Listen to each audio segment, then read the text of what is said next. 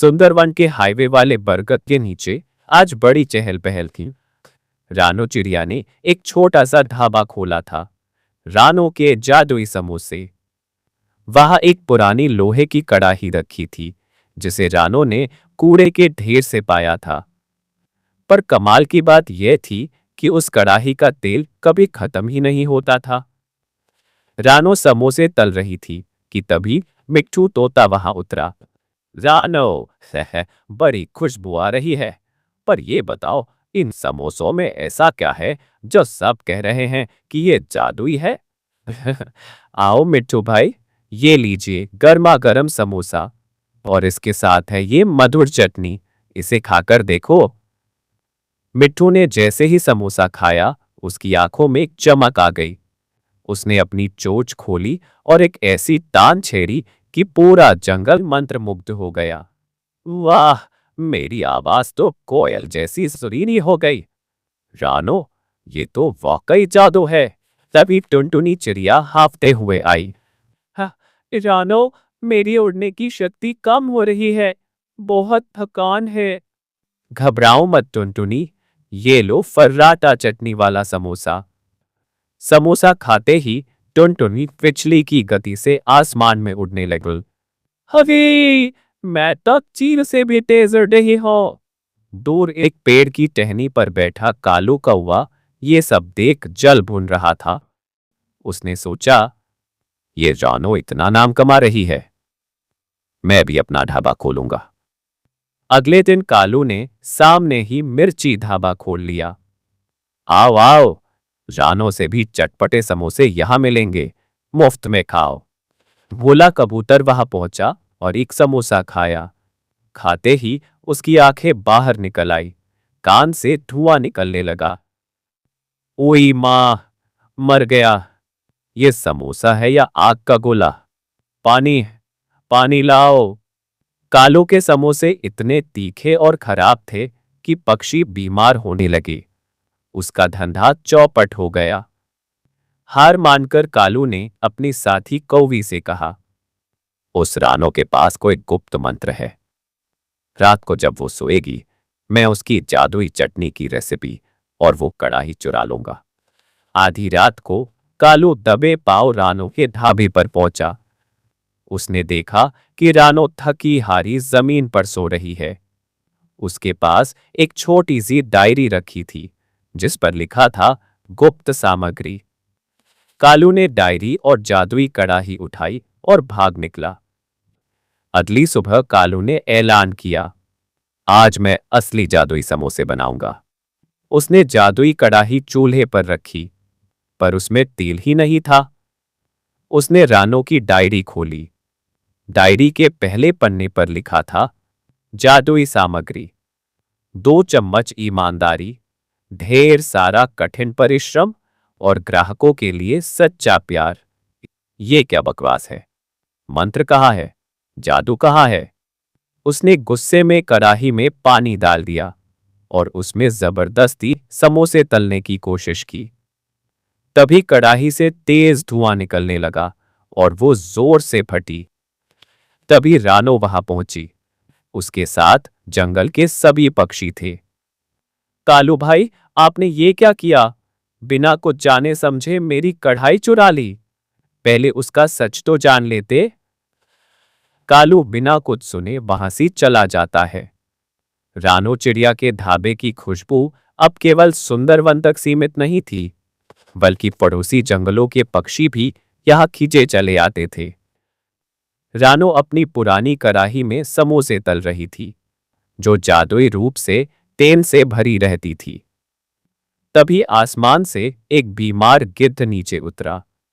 उसकी गर्दन झुकी हुई थी और पंख बेजान थे। रानो बेटी, क्या तुम्हारे पास कोई ऐसी दवा है जो मुझे वापस घर तक उड़ा सके? मैं बहुत दूर से आ रहा हूं और मेरी हिम्मत जवाब दे रही है। बाबा, आप फिक्र ना करें। ये लीजिए संजीवनी चटनी वाला गर्मा गर्म समोसा। ये आपकी थकान को सोख लेगा।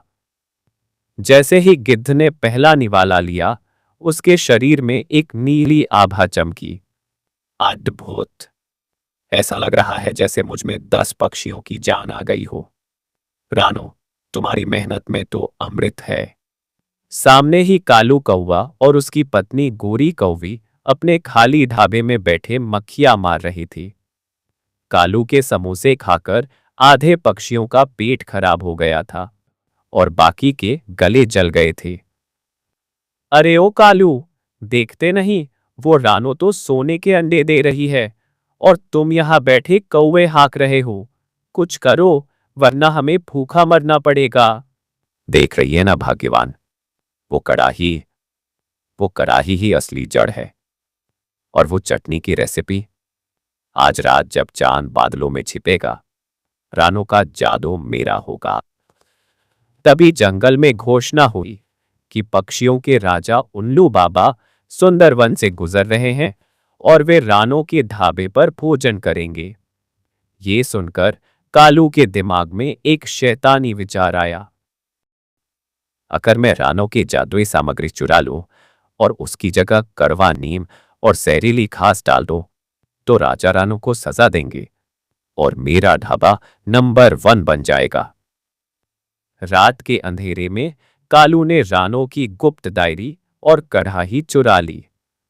साथ ही उसने रानो की तैयार की हुई चटनी के मर्तबान में ढेर सारी काली मिर्च और जहरीले बीज मिला दिए। अगली सुबह राजा उल्लू बाबा अपने मंत्रियों के साथ पहुंचे। महाराज, रानो तो बीमार है, आज उसका ढाबा बंद है। आप मेरे शाही मिर्ची ढाबे पर पधारें, मैं आपको जादुई समोसे खिलाऊंगा। राजा उल्लू ने जैसे ही कालू का बनाया समोसा चखा, उनका चेहरा गुस्से से लाल हो गया।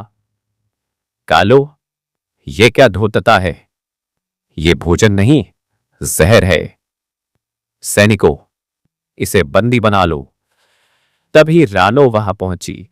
वो परेशान थी क्योंकि उसकी कढ़ाई और डायरी गायब थी। उसने देखा कि कालू मुसीबत में है। महाराज, ठहरिए, कालू भाई से गलती हुई है, शायद इन्हें सही सामग्री का ज्ञान नहीं था। रानो ने पास पड़ी एक साधारण मिट्टी की हांडी उठाई। उसने अपनी मेहनत से ताजा चटनी पीसी और साधारण आग पर समोसे तले। जब राजा ने रानो के हाथ का बना साधारण समोसा खाया, तो उनकी सारी बेचैनी दूर हो गई।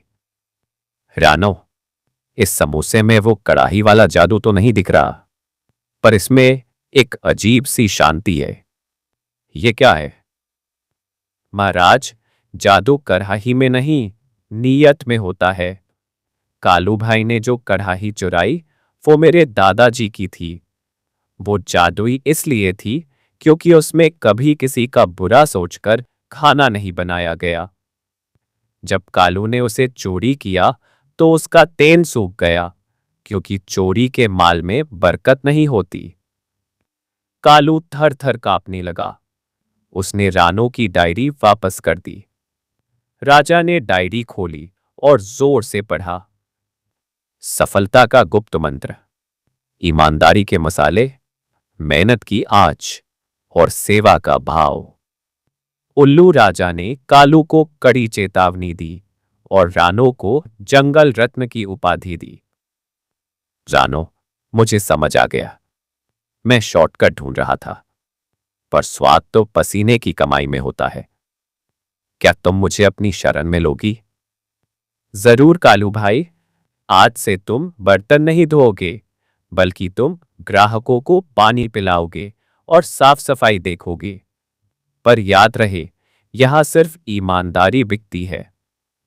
अब रानो का ढाबा और भी बड़ा हो गया था। अब वहां केवल समोसे ही नहीं, बल्कि ईमानदारी का सबक भी मुफ्त में मिलता था। इस कहानी से हमें सीख मिलती है कि कड़ी मेहनत और ईमानदारी से किए गए काम का स्वाद दुनिया की हर जादुई चीज से बेहतर होता है।